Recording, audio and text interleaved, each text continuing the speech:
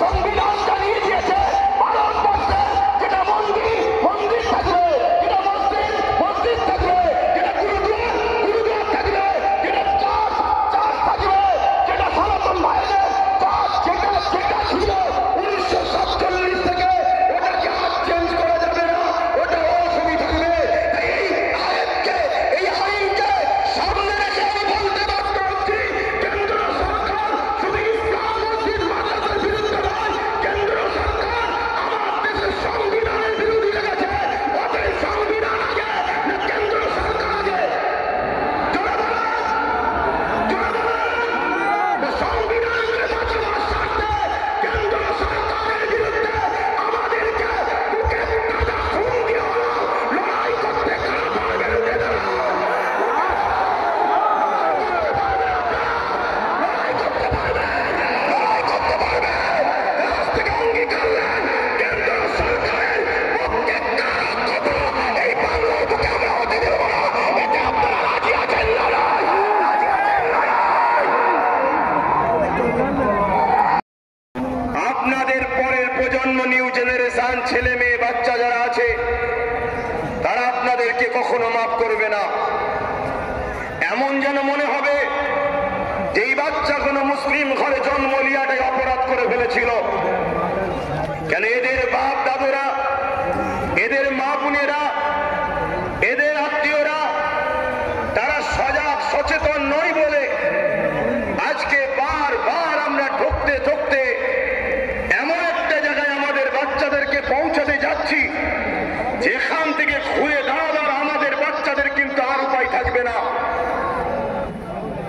দুনিয়ায় দুমুঠো খেয়ে বাঁচবে কি, তার থেকে বড় বিষয় দুনিয়ায় এক আল্লাহকে মানতে পারবে কি, প্রফেট মুহাম্মদ রাসূলকে মেনে চলতে পারবে কি, প্রকাশ্য কলেমা পড়তে পারবে কি, নামাজ মসজিদে পড়তে পারবে কি, মসজিদে হাইয়া আলাস সালাহ হাইয়া আলাল ফালাহ বলতে পারবে কি, কুরআন পড়তে পারবে কি, মুখে দাড়ি মাথায় টুপি দিতে পারবে কি, মা বেটিরা হিজাব পর্দা রাখতে পারবে কি?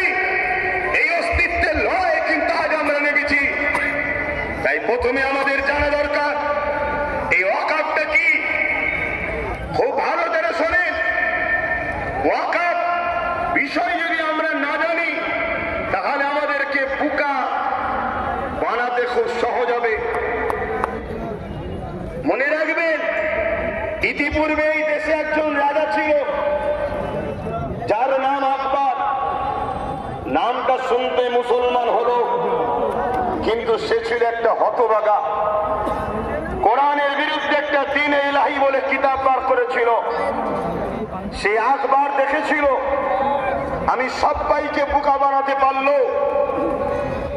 এই খেটে খাওয়া, এই লেবার শ্রেণী মাথায় টুপি না থাকতে পারে, পরনায় জুব্বা না থাকতে পারে, মাদ্রাসার চৌকাঠে পা না দিতে পারে, কিন্তু এই মুসলিম সমাজকে কোরআনের বিরুদ্ধে নিয়ে যাওয়া এত সহজ ব্যাপার হবে না। এরা গান যাত্রা ফাংশনে চলে যাচ্ছে, এদের অন্যায়, কিন্তু কোরআনের বিরুদ্ধে হাত উঠলে আমি আকবরকে আমার অস্তিত্বকে মিটিয়ে দিতে এই মুসলমান কিন্তু এক পা পিছপা হবে না। তাই হতভাগা আকবর দ্বীন-ই ইলাহি ঘোষণার আগে বড় প্ল্যান মাফিক কোটি কোটি টাকা দিয়ে মুফতি খরিদ করেছে, মাওলানা খরিদ করেছে, পীর সাহেব খরিদ করেছে। তৎকালীন সময় এক শ্রেণীর মানুষ, সবাই নয়, খরিদ করেছে।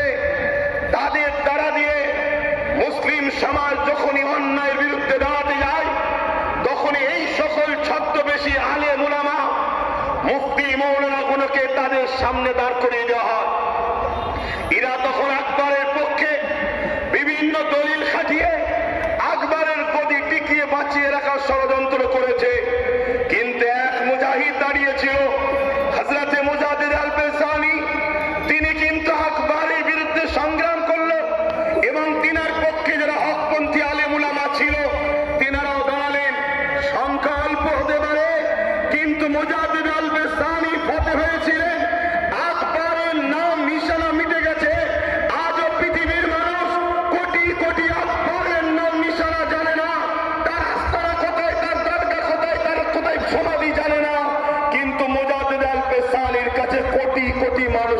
ছুটে ছুটে যাচ্ছে কেন? তিনি হকের পক্ষে ছিলেন। তো মনে রাখবেন, কেন্দ্রে যে সরকার আছে, আজকের এই জালিম, অত্যাচারী, স্বৈরাচারী, সংবিধান বিরোধী, দেশ বিরোধী, ভারতবাসী বিরোধী এই যে সরকার, এই সরকার হয়তো আগামী দিন হাজারো লাখো উলামাদেরকে খারিজ করে নেবে। তারা আপনাদের কাছে আসবে, বুঝাবে না কেন্দ্র সরকার তোমাদের ক্ষতি করছে না। তাই আমি জানাতে চাইছি, ওয়াকাফটা কি আগে জানুন। কয়েকটা পয়েন্ট আপনাদেরকে বলবো, এখন একটু ধৈর্য ধরে শুনতে হবে, কেননা 4টে বাজতে 5 মিনিট বাকি, আর হয়তো 10-15 মিনিট বক্তব্য হবে। আপনাদের ধৈর্য আছে তো নাকি? হাত তুলে বলুন, আছে তো নাকি? তবে আমি যারা এই ব্যবস্থা করেছে, যদি একটু প্ল্যান মাফিক করত, আমার মনে হয় আজকে বিজয়গঞ্জের বাজারে এই প্রোগ্রামটা একটা ঐতিহাসিক প্রোগ্রাম রূপ নিত। যেভাবে মানুষগুলো চতুর্দিকে ছড়িয়ে আছে, যদি সংগঠিত ভাবে প্ল্যান মাফিক বসানো যেত, তাহলে এই প্রোগ্রামের সৌন্দর্য কিন্তু আরো বহিঃপ্রকাশ হতো। তো যাক, আমরা প্রোগ্রাম সুন্দর করে ভোট লুটতে আসিনি আজকে। কথা শুনছেন? আমরা এসেছি আমাদের নিউ জেনারেশন, আমাদের পরের প্রজন্মকে ধ্বংসের মুখে ঠেলে দিয়ে যেতে পারি না। একজন বাপ হিসাবে, একজন ভাই হিসাবে, একজন চাচা হিসাবে, একজন বন্ধু হিসাবে, একজন সন্তান হিসাবে আপনাদেরকে বুঝাতে এসেছি, ওয়াকাফ অফ করা, উৎসর্গ করা, মানুষ তার নিজের ব্যক্তিগত সম্পদকে খুশি করে আল্লাহর রাহে উৎসর্গ করে। এই উৎসর্গ করার অনেক কটা পদ্ধতি আছে।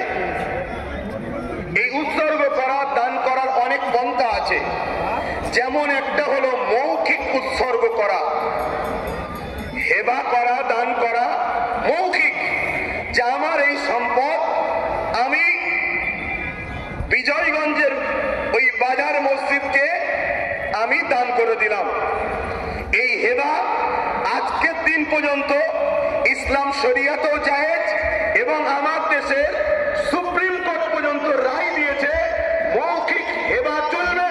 কেন্দ্র সরকার এই মৌখিক হেবার সম্পদগুলোকে ঝেড়ে নিবার একটা নতুন ষড়যন্ত্রের বীজ রোপণ করছে।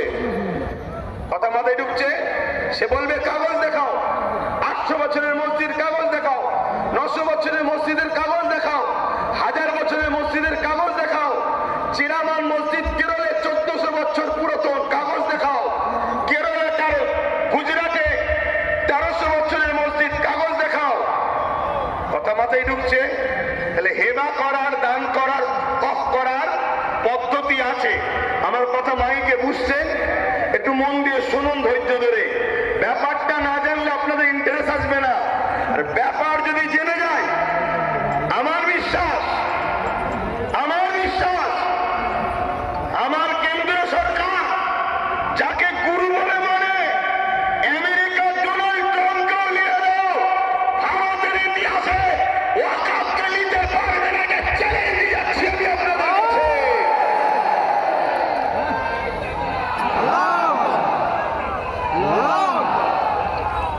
কেন?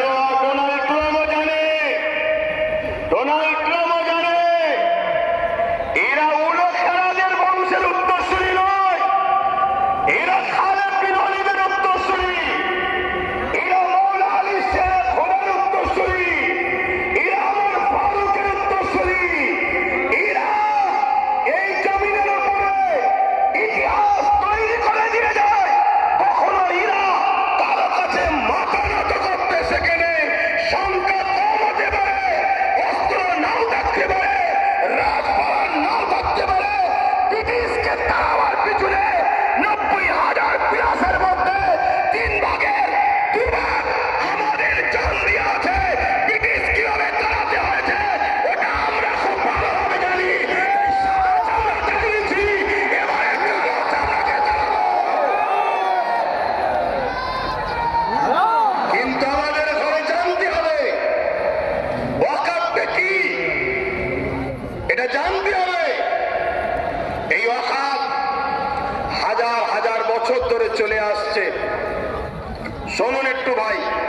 বুঝাতে চাইছি। আর যদি বলেন যে না দু চার কথা বলে দিয়ে ছেড়ে দেন, তো ছেড়ে দিচ্ছি। তাহলে একটু বুঝুন, আমাদের হাজার হাজার বছরের পূর্বপুরুষরা মুসলিম সমাজের বিকাশের জন্য, মুসলিম জাতির উন্নতির জন্য তারা তাদের মেহনতের উপার্জনের অর্থ সম্পদকে আল্লাহর রাহে দান করেছে।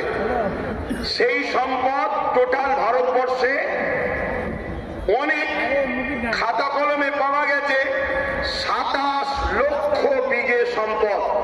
কত? 27 লক্ষ বিঘে সম্পদ, কম বেশি। এই সম্পদ কি কাজে লাগবে? যিনারা দান করেছে মসজিদ, মাদ্রাসা, ঈদগাহ, খানকা, কবরস্থান, এক কথায় মুসলিম জাতির কল্যাণ।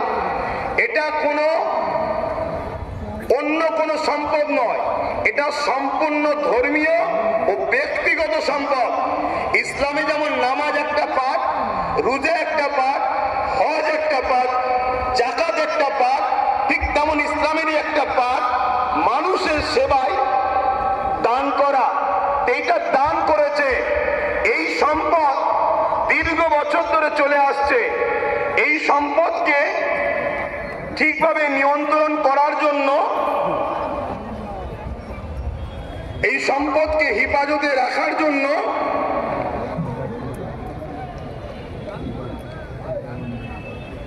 সর্বপ্রথম ভারতবর্ষে 1954 প্রথম একটা আইন তৈরি করা হয়।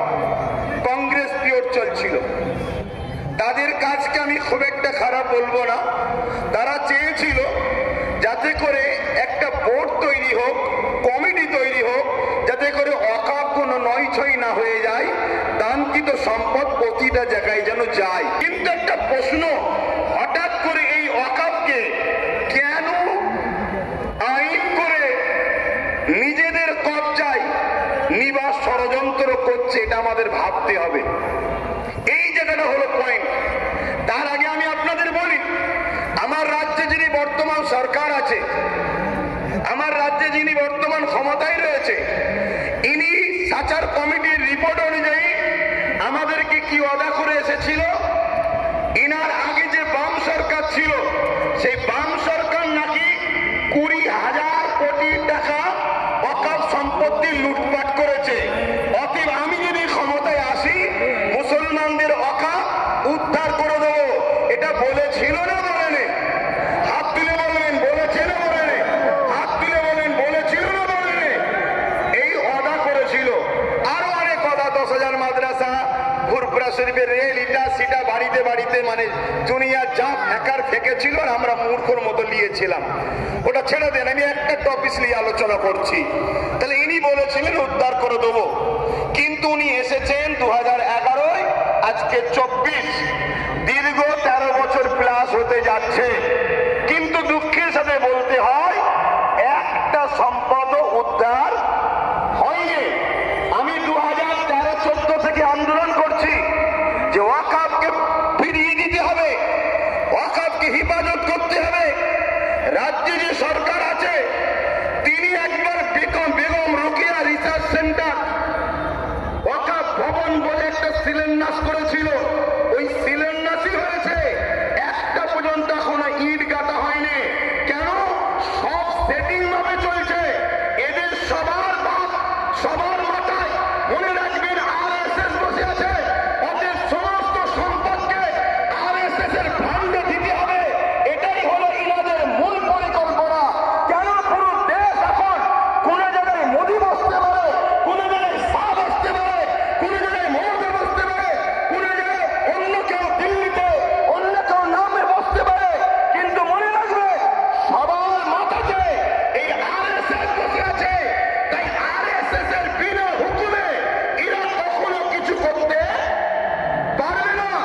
তাই ওয়াকাফ ভবন তো শিলান্যাস হলো, কিন্তু টাল বাহানায় ওয়াকাফকে রেজিস্ট্রেশন করা, তুলে আনা, এমন কোন ব্যবস্থা করলো না। এবং মনে রাখবেন, আজকে আইন করার পিছনে উদ্দেশ্যটা কি? এই আইন করার পিছনে উদ্দেশ্য হলো, এখন অনেক সময় লেগে যাবে। 77 বছর ধরে কম বেশি সবাই খেয়েছে, এই টুকটুক টুকটুক করে সবাই খেয়েছে। কেন্দ্র সরকার চাইছে টুকটুক করে খেয়ে লাভ নাই, সব তো আমার হাতে, সব তো আমার হাতে। প্রধানমন্ত্রী আমার, স্বরাষ্ট্রমন্ত্রী আমার, সব আমার। কোর্টকে আইন অবশ্যই সম্মানের, কিন্তু কোর্টের মধ্যে অনেক জজ আমার, লয়ার আমার, প্রেসার দিয়ে অনেক কিছু করে নেব। তার প্রমাণ হলো 1.5 ঘন্টার মধ্যে সাম্বালের মসজিদের জন্য আদেশ চাইল, সঙ্গে সঙ্গে দিয়ে দিল। আচ্ছা, আমার কলিকাতা সেই বোনটা কোথায়? আরজি করে কোথায়? আরজি করে আজকে সেই বোন ইনসাফ পেল না। 1.5 ঘন্টার মধ্যে মসজিদের তারাই কি আছে খোলার জন্য রায় পেল নাই। এটা কি সেটিং ছাড়া অন্য কিছু হতে পারে? এটা সেটিং ছাড়া অন্য কিছু হতে পারে? এইভাবে কেন্দ্র সরকার দেখছে টুকটুক করে খেয়ে হবে না, টুকটুক করে নিয়ে হবে না। সবই তো আমার, প্রত্যেক জেলার, প্রত্যেক রাজ্যের সিএমও তো আমাদের, প্রত্যেক জায়গার ডিস্ট্রিক্ট ম্যাজিস্ট্রেট শুরু করে সব দপ্তরই তো আমাদের। অতএব এই সুযোগে ওয়াকাফ 2024 সংশোধনের নামে ওয়াকাফ সম্পদকে পুরো কবজা করে নাও। 44টা 1995 এর যে আইন হয়েছিল তা থেকে 44টা চেঞ্জ করতে চেয়েছে। তার মধ্যে কয়েকটা রিপোর্ট আপনাদের বলছি। সর্বপ্রথম ধর্মের মধ্যে বিভাজন করতে চেয়েছে, বলতে চেয়েছে শিয়া সুন্নি দুটো বোর্ড হবে। বিজেপি চায় যত মুসলমান টুকরো টুকরো হবে, ভাগ ভাগ হবে, তত বিজেপি ফায়দা হবে।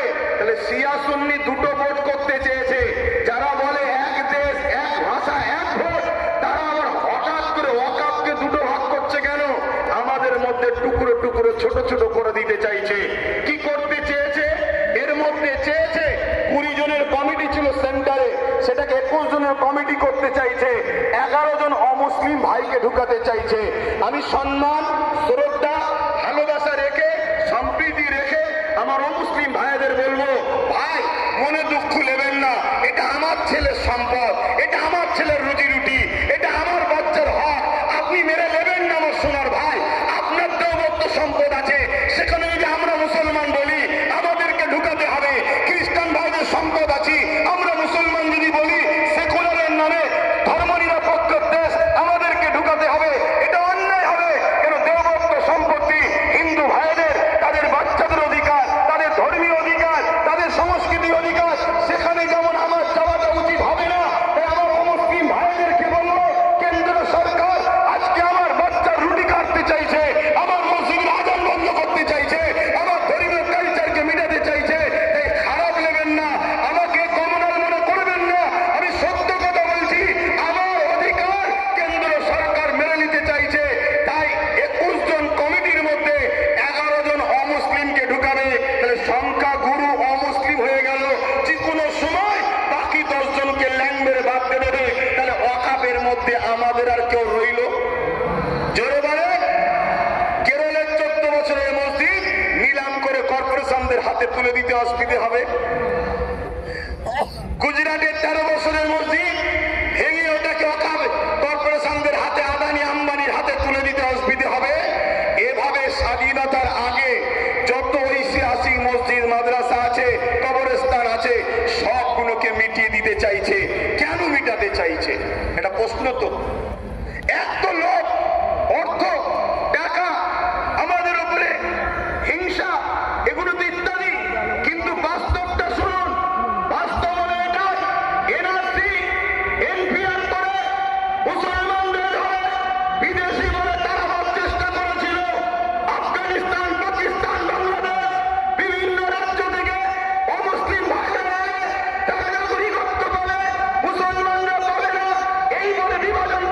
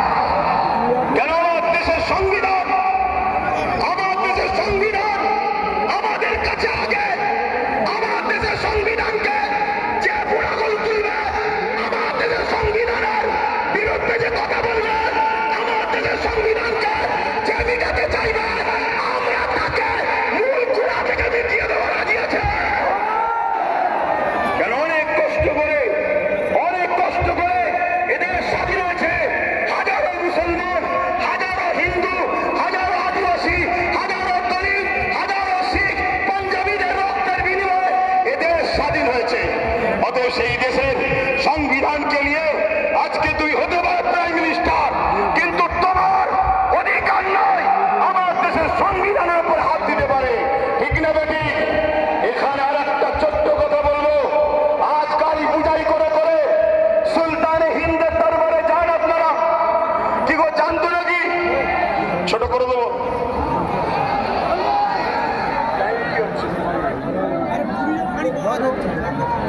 শোনেন, অসুবিধা হচ্ছে আপনাদের। আমি আন্দোলনে নামিনি, নেমেছি যখন এর সাত শেষ দেখে ছাড়বো, কিন্তু আপনারা আছেন তো নাকি? মনে রাখবেন। আচ্ছা, এই আন্দোলনটা করবেন কার সাথে? আপনার সাথে না, এই আন্দোলনে কাদেরকে সাথে নিয়ে আন্দোলন করবেন বলুন? কাদেরকে? বিগত ৭৭ বছর যারা ঝেড়ে খেয়েছে তাদের ঘরে? আরে খাওয়া তো শিখাবো। ৭৭ বছর ধরে তারা। একটা ছোট্ট কথা বলি শোনেন, পাড়ায় চোর পড়েছে, শুনছেন তো? পাড়ায় চোর পড়েছে, সবাই বলছে চোর ধরো, চোর ধরো, চোর ধরো। ওই ভিড়েতে চোর ঢুকে যে বলছে চোর ধরো, চোর ধরো, চোর ধরো। শুনছেন না শোনেন? আমরা কতটা নসিব ফাঁকা দেখুন। আমাদের নিজেদের কর্মের জন্য আমাদের সংখ্যালঘু মন্ত্রীকে, যে কিনা মুসলিম নয়, শুনছেন না নাকি? আমাদের অকাল দিয়ে বিরোধী দল হয়ে নেতা হয়ে চিল্লাবে কে? যে কিনা মুসলমান নয়। আজকে বুকে হাত দিয়ে বলুন, আব্বাস সিদ্দিকীকে আজকে মনে পড়ছে না পড়েনি? আজকে বলুন। আমি বলেছিলাম চেয়ারে একটা পায়া দরকার, মনে পড়ছে? বলেছিলাম, মনে পড়ছে? আজকে বলুন, টোটাল ভারতবর্ষে যদি বা বাংলা থেকে যদি ২-৫টা নওশাদ সিদ্দিকীর মতো যদি সেন্টারে পাঠানো যেত, তাহলে বিল করার সাথে সাথে চেয়ার ছুঁড়ে মারত। কথা বলছিস? কিন্তু আজ আমরা লোভে পড়ে গেলাম, বাচালিনদের লুটাতে আমরা হেরে গেলাম। কিন্তু মনে রাখবেন, এই লড়াই অনেক দিনকার। আগামী দিন অস্তিত্ব বাঁচাবার জন্য যেমন আমাদেরকে রাজপথে সংবিধানের অধিকার নিয়ে লড়াই করতে হবে, ঠিক তেমনি সংবিধানের অধিকার নিয়ে নিজেদেরকে বাঁচার জন্য, নিজেদের অকাপ বাঁচাবার জন্য একটা চেয়ারের পাওয়ার দরকার আছে না নয়? মনে রাখবেন, আমাদের হয়ে এখানেও দরকার, ওখানেও পাঠাতে হবে। যখনই সংবিধান বিরোধী কিছু কথা হবে, তখনই তারা লড়বে। আজকে বলুন, আব্বাস সিদ্দিকী ভুল করেছিল? ভুল করেছিল? এই গত দুদিন আগে পার্লামেন্টে আমার পশ্চিম বাংলার বিধানসভায় ওয়াকফ নিয়ে আলোচনা হচ্ছিল। বড় বড় দাঁড়িয়ে রাখা মনীষে কলকাতায় দাঁড়িয়ে বড় বড় ফুটানি দিচ্ছিল। ওর মধ্যে ঢুকে একটা ওয়াকফের পক্ষে কথা বলেনি, একটাও কথা বলেনি। আমি আপনাকে রিপোর্ট বলে যাচ্ছি। কেন? ও যদি কথা বলে পরের গায়ে টিকিট পাবে না, পরের গায়ে টিকিট পাবে না। তাহলে এইরকম যদি মুনাফিক মুসলমান আমাদের মাথায় বসে থাকে, তাহলে আমাদেরকে লুটবে না তো কাদেরকে লুটবে? তাহলে এর জন্য আমাদের দোষ আছে না নয়? আগামী দিন বাচ্চাদের ভবিষ্যতের স্বার্থে, কেন ওয়াকফ হলো সব থেকে বড় ইস্যু। এটা যদি মিটে যায়, তোমাদের সব অস্তিত্ব মিটে যাবে। ওয়াকফ যখন থাকবে না, তুমি ভারতের স্বাধীনতার আগে দেশ ছিলে, প্রমাণ দেখাতে পারবে না। আরে তোমার মসজিদে থাকার পরে প্রমাণ দেখাতে পারছো না, তারপরে মনে রাখবে, তখন তোমাকে বলবে যদিও থাকে থাক, ভোটটা দিতে পারবে না। শুনছেন না শোনেন না? এ বিরাট বড় নাটক, অনেক বড় চেন চলছে। মনে রাখবেন, বিগত দিন যা বলেছি আজকে সেটা ঘটছে না ঘটেনি। আজকে যেটা বলছি, যদি ঘুমিয়ে থাকো, অগ্রাহ্য করো, তাহলে আগামী দিন কিন্তু কোনো ঘটবে, তখন কিন্তু আব্বাস সিদ্দিকী আর বলার জন্য থাকবে না। এটা বলে দিয়ে গেল। এ লড়াই আমাদের জীবন মরণের লড়াই, এ লড়াই আমাদের বাচ্চাদের লড়াই। মুসলমান আমার কওমের ভাইরা, ওটা অন্য সমাজের মানুষের সঙ্গে ওয়াকফ নিয়ে নিজেরা বন্ধু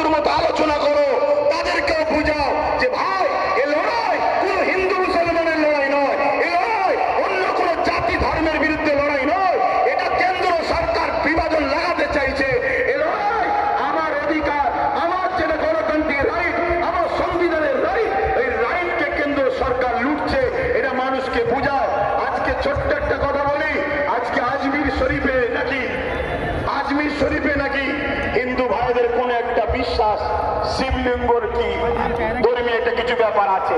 আমি ভাই কারো ধর্ম নিয়ে বেশি কথা বলা পছন্দ করি না, এটা প্রেমের জিনিস।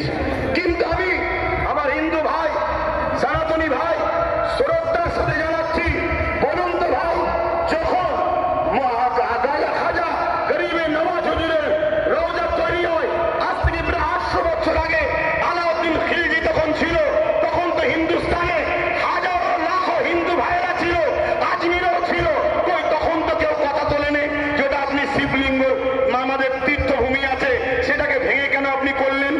তারপরে আরো অনেক হুকুমতরা এসেছে, কই কখনো তো কোনো হিন্দু ভাই সনাতন ভাই আওয়াজ তোলেনি। তারপরে ইংরেজ এসেছে, আজকে আমার দেশে এই বিজেপির অটল বিহারী বাজপেয়ী সাহেব এসেছে, কই তখন তো আওয়াজ ওঠেনি। এটা শুধুমাত্র আমাদেরকে ব্রেন প্যারালাইজ করছে, হিন্দু ভাইদের হয়ে বোকা বানানো হচ্ছে। শ্রদ্ধার সাথে বলছি, বিক্রি করে দেওয়া হয়েছে। এলআইসিতে চাকরি গেছে কাদের? খারাপ নেবেন না, এলআইসি মুসলমানরা চাকরি করে না, আমার হিন্দু ভাইদের চাকরি গেছে। হকারকে বন্ধ করে দেওয়া হয়েছে, কাদের কাছে চাকরি? বলুন আমার হিন্দু সনাতন ভাইদের। শুনুন আমার হিন্দু ভাইরা, সনাতন ভাইরা, শ্রদ্ধা দিয়ে বলছি, যতটা আপনি ভারতকে ভালোবাসেন আমিও ততটা ভালোবাসি। আমি আপনাকে ছোট করছি না, তবে আমার ধর্ম বলছে দেশকে ভালোবাসা, এই দেশের জন্য মরা, এটা আমাদের জন্য পুণ্যের কাজ। দেশকে আমরা এতটাই ভালোবাসি, তাই আপনাদেরকে শ্রদ্ধার সাথে জানাচ্ছি, মনে রাখবে রেল বিক্রি হয়ে গেল, জিনিসপত্রের দাম কিভাবে চলছে, একটার পর একটা, কারেন্ট থেকে শুরু করে এয়ার থেকে শুরু করে এয়ারপোর্ট থেকে শুরু করে সব বিক্রি হয়ে যাচ্ছে। তাই আইকে চোখকে ঘোরাবার জন্য এই সব ষড়যন্ত্র চলছে। আসুন আমার সনাতন ভাই, আদিবাসী ভাই, দলিত ভাই, সাঁওতাল ভাই, শিখ ভাই, পাঞ্জাবি ভাই, ভারত আপনার, ভারত আমার, ভারত আপনার, ভারত আমার। আমি বলছি ভারত আপনার, আপনার আপনার আপনার, আমি আপনার ভাই, আমারও ভারত।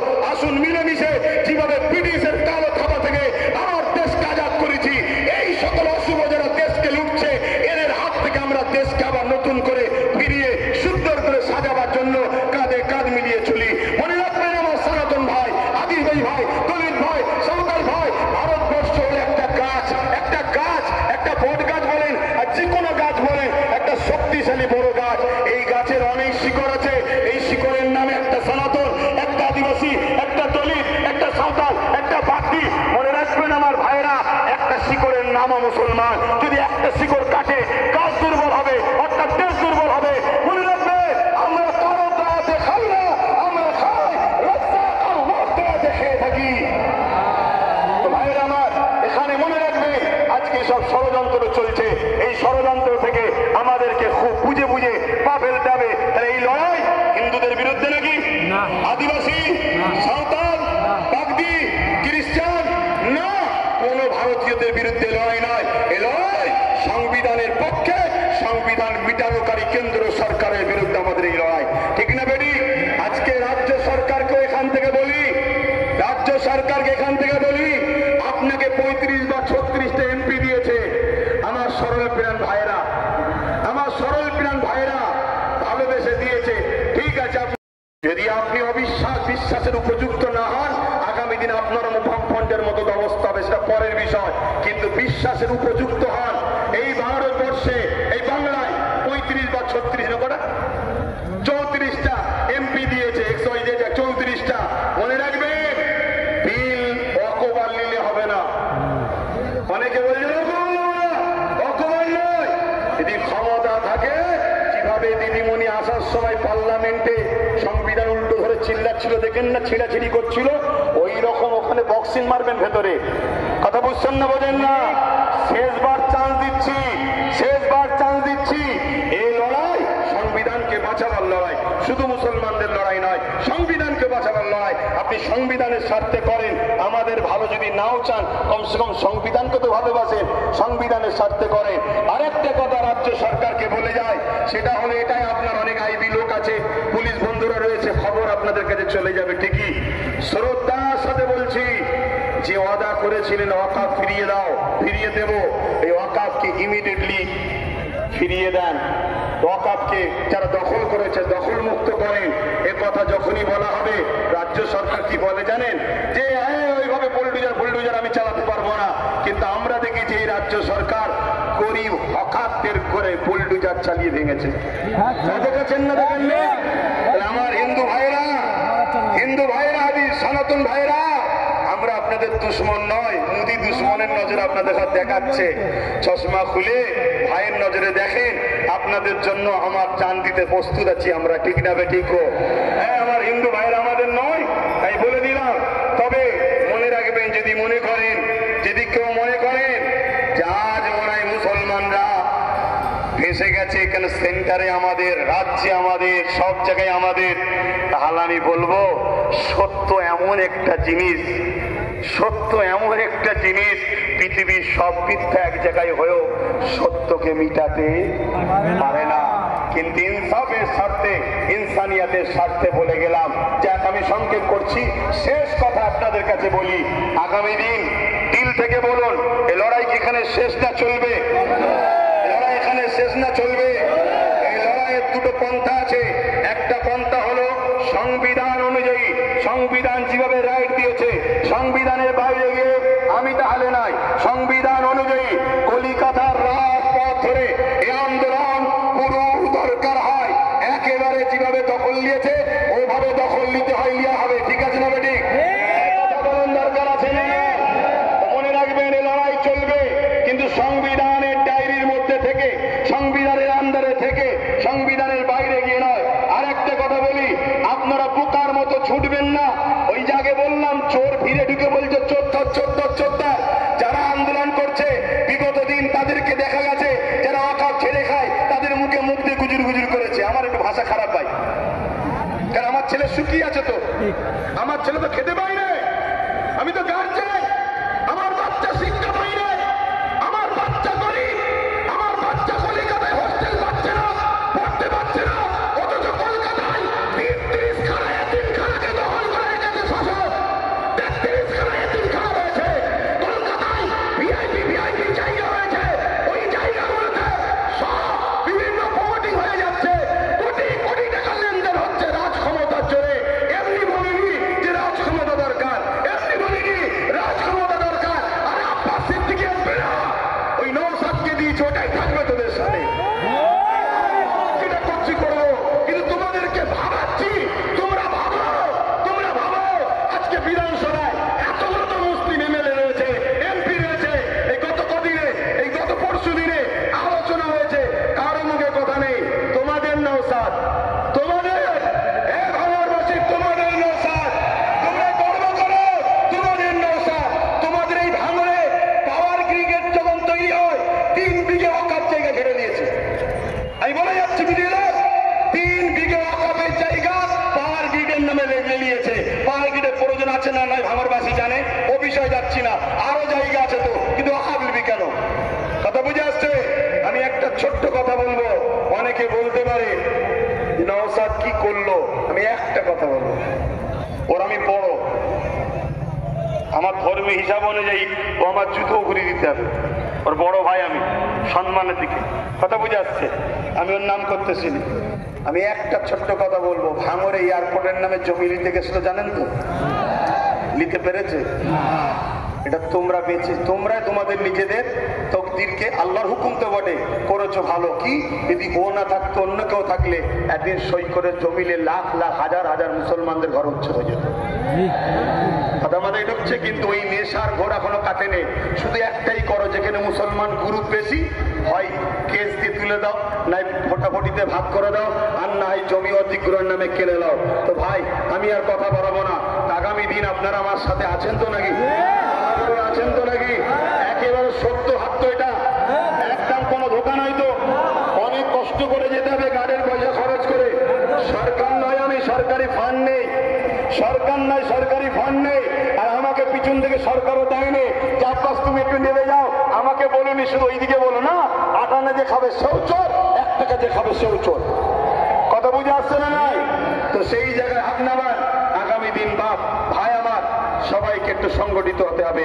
মা বোনদের ঘরে বাড়ি গিয়ে শোনাবেন যে ওয়াকাফ আমাদের বাঁচাতে গেলে গণতান্ত্রিক প্রক্রিয়ার সংগ্রাম যেমন, আর একটা হলো কি, লাঠি তৈরি করতে হবে। লাঠি বোঝেন না?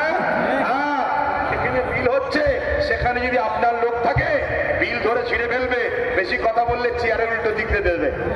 ভাই দরকার আছে না নাই? কেন তুমি সংবিধান বিরোধী কাজ করছো? এর জন্য লোক দরকার আছে। আর এই ত্যাগ স্বীকার করতে আপনাদের ঘরে একটা জিনিস করতে হবে, কি? নিজেদের মধ্যে আমি বড় হব, আমি বড় হব, আমি বড় হবে স্বপ্ন ছাড়তে হবে। নিজের বাচ্চার ভবিষ্যতের জন্য আসো, সবকিছু কুরবান করো, লোভ লালসা কুরবান করো, চিটিংবাজি ধোঁকাবাজি কুরবান করো। দু চারটে কাপ্তারি করে চালিয়ে চিন্তা করনি, মনে রাখবে ও কাপ্তার দিলে চিন্তা করার দরকার নেই। আল্লাহ যেটা করে ভালোর জন্য করে, পচা ধাপ বেরিয়ে যায় ভালো, কারো জন্য কোনো কিছু আটকায় না। তো যাক, কেন্দ্র সরকারের বিরুদ্ধে আমাদের এই সংগ্রাম আজ থেকে শুরু হলো 6 ডিসেম্বর, আগামী দিন চলতে থাকবে। শেষ কথা আবার বলি, বাবরি মসজিদ ইনশাল্লাহ, বাবরি মসজিদ ইনশাল্লাহ, বাবরি মসজিদ ইনশাল্লাহ, বাবরি মসজিদ ইনশাল্লাহ। লম্বা করে তুলে বলো হবে ইনশাল্লাহ, ইনশাল্লাহ। নারে জিন্দাবাদ, দিল খুলে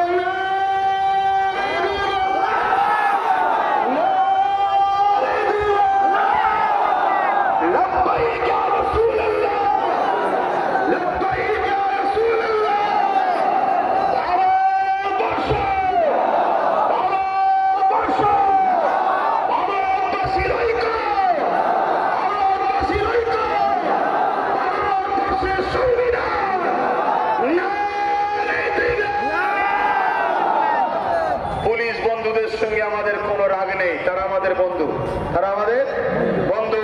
কিন্তু অশুভ লোকের হাতে ক্ষমতা চলে যাওয়ার জন্য পুলিশ বন্ধুরা বাধ্য হয় পরিবার, চাকরি, নিজের জানের হেফাজতের জন্য আমাদের উপরে লাঠিচার্জ করতে বাধ্য হয়। কথা বুঝে আসছে? তারা আমাদের বন্ধু, তারা কখনো চায় না, তারও তো ঘরে মা বোন বউ বাচ্চা আছে, তারাও তো একটা বদদুয়ার কথা মনে করে যে হাই লেগে গেলে, বদদুয়া লেগে গেলে শেষ হয়ে যাবে, আমার ছেলের ক্যান্সার হয়ে গেলে কি হবে। তাই তারা জুলুম করতে চায় না, কিন্তু বদমাইশ লোকের হাতে ক্ষমতা চলে যাওয়ার জন্য বদমাইশি করছে। কথা বুঝে আসছে? তো যাক, চিন্তা করার কিছু নেই, আমি এখানে সংক্ষেপ করছি।